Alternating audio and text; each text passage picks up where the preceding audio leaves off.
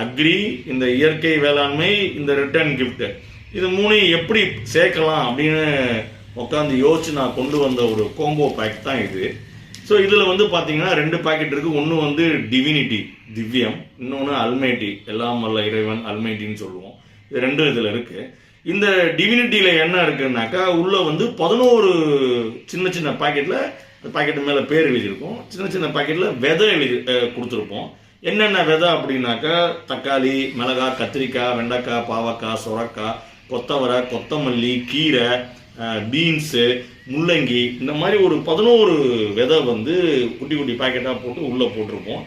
இப்போ விதையை போட்டோம், விதை போட்டால் மட்டும் பத்தாது, அப்போ நம்ம வந்து அதுக்கு வந்து உரம் கொடுக்கணும் இல்லையா, அதுவும் இயற்கையாகவே இருக்கணும். அப்போது இந்த அல்மைட்டி வந்து 50 கிராம் கொடுத்துருக்கோம். இது வந்து பார்த்தீங்கன்னா ஒரு பொருள் 4 செயல் செய்யும். ஒன்று இயற்கை உரமாக செயல்படும், அதே நேரத்தில் வந்து இயற்கை பூச்சிக்கொல்லி